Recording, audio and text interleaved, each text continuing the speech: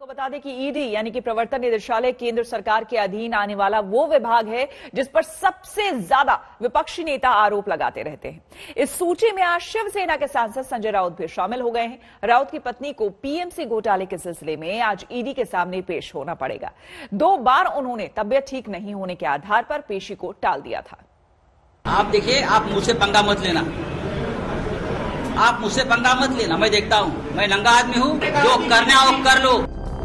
शिवसेना सांसद संजय राउत का ये रूप देश ने पहली बार देखा जब वो मुंबई में हुई एक प्रेस कॉन्फ्रेंस में आपा खो बैठे।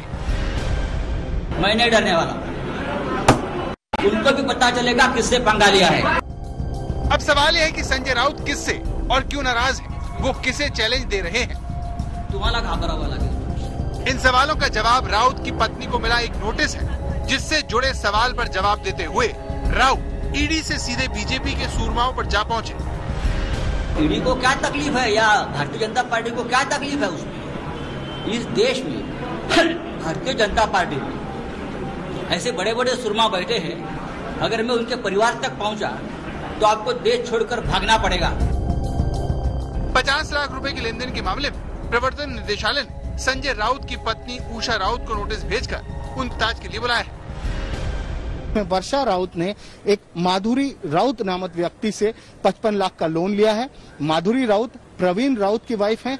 प्रवीण राउत HDIL कंस्ट्रक्शन की सब्सिडियरी कंपनी गुरु आशीष कंस्ट्रक्शन के डायरेक्टर हैं।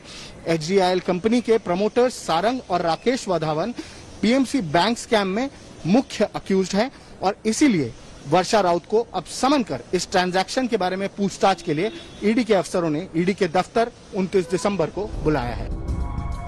लेकिन बीजेपी संजय राउत की सफाई से संतुष्ट नहीं है और इस मामले को तूल देने में लगी है। मगर इस विवाद ने ईडी को एक बार फिर कटघरे में खड़ा कर दिया है, जिसे विपक्ष के खिलाफ इस्तेमाल करने का आरोप अक्सर लगता रहता है। दिव्येश सिंह, मुंबई, आज तक। और सीधे मुंबई से जुड़े हैं हमारे संवाददाता मुस्तफा शेख। मुस्तफा, सबसे पहले तो ये जानना चाहेंगे कि आज ईडी दफ्तर में कितने बजे पेश होना है वर्षा राउत को? जी बिल्कुल, समन तो 11 बजे का दिया गया है, लेकिन क्या वर्षा राउत आज ईडी जाएंगी, ये अभी सबसे बड़ा सवाल है, क्योंकि संजय राउत कुछ ही देर में अपने घर से बाहर निकलेंगे, तब वो इस बारे में ज्यादा जानकारी देंगे। खबरें ऐसी आ रही है कि ईडी जाने के चांसेस आज वर्षा राउत के कम है। वो लेटर भेजकर एग्जेम्पशन मांग सकती है, लेकिन ये चीज कंफर्म करना भी बाकी है। संजय राउत की तरफ से ऑफिशियल पुष्टि इस बारे में आना बाकी है, लेकिन दूसरी ओर ये बात भी नकारी नहीं जा सकती कि ये पूरा मामला ईडी का नोटिस का एक राजनीतिक मामला महाराष्ट्र में बन चुका है और अब शिवसेना ये ढूंढ रही है कि किस तरह से इस नोटिस पर बीजेपी को जवाब दिया जाए। बिल्कुल, बहुत बहुत शुक्रिया मुस्तफा। नजर बनाए रखें, आगे भी आपसे जानकारी लेंगे। और पश्चिम बंगाल की सीएम ममता बनर्जी ने केंद्र से टकराव का नया मोर्चा खोल दिया है। पश्चिम बंगाल सरकार ने कल दक्षिण बंगाल के आईजी पुलिस राजीव कुमार को प्रमोशन देकर एडीजी बना दिया है। राजीव कुमार उन पुलिस अफसरों में शामिल हैं जिन्हें बीजेपी अध्यक्ष जेपी नड्डा के कार काफिले पर हमले के मामले में गृह मंत्रालय ने दिल्ली तलब किया था। राजीव कुमार के अलावा केंद्र का समन पाने वाले डायमंड हार्बर के एसपी भोलानाथ पांडे को होमगार्ड में इसी पद पर ट्रांसफर कर दिया गया है। तो एक बार फिर से आमना सामना बीजेपी वर्सेस टीएमसी साफ तौर पर यहां पर देखने को मिल रहा है। राजीव कुमार को प्रमोट कर दिया गया, जबकि ये वही राजीव कुमार है जिनको दिल्ली तलब किया गया था।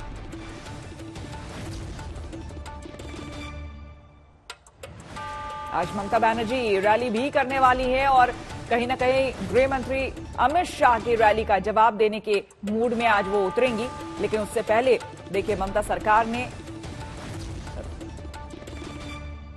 मनोगे लोईवाल हमारे संवाददाता हमारे साथ जुड़ गए हैं। मनोगे, ये तो सीधे तौर पर भिड़ंत है ना, जिन्हें दिल्ली बुलाया गया उसको लेकर अब उन्हीं को प्रमोट कर दिया जाना, तो ये क्या संकेत देता है? ये वही संकेत देता है जो राजनीति में कहते हैं कि आपसे जो करते बने कर लीजिए, हम अपने अधिकारियों को बंगाल में रखेंगे, उन्हें प्रमोशन भी देंगे और उसके साथ साथ उनके साथ खड़े भी रहेंगे। तृणमूल कांग्रेस सरकार ने जहां एक और केंद्र सरकार को ये बता दिया था कि इन 3 अधिकारियों को, तीनों आईपीएस ऑफिसर भोलानाथ पांडे, प्रवीण त्रिपाठी और राजीव मिश्रा, इन तीनों को दिल्ली डेप्यूटेशन पे केंद्र सरकार के अधीन नहीं भेजा जाएगा, तो वहीं अब उनका प्रमोशन देकर यह भी साफ कर दिया गया है कि राज्य सरकार जो चाहेगी वो करेगी अपने अधिकारियों के साथ। प्रमोशन एक संदेश भी है, प्रमोशन एक संकेत भी है कि आने वाले दिनों में ये लड़ाई सिर्फ तृणमूल कांग्रेस बनाम बीजेपी नहीं है, राज्य सरकार बनाम केंद्र सरकार है जो लगातार चल रही है, लेकिन अब कई गुना ज्यादा बढ़ भी गई है। बिल्कुल, और आज मनोज्ञा ममता बनर्जी रैली भी करने वाली है, उस पर भी नजर रहेगी हमारी। आप बने रहे हमारे साथ, आगे भी आपसे हम जानकारी लेंगे।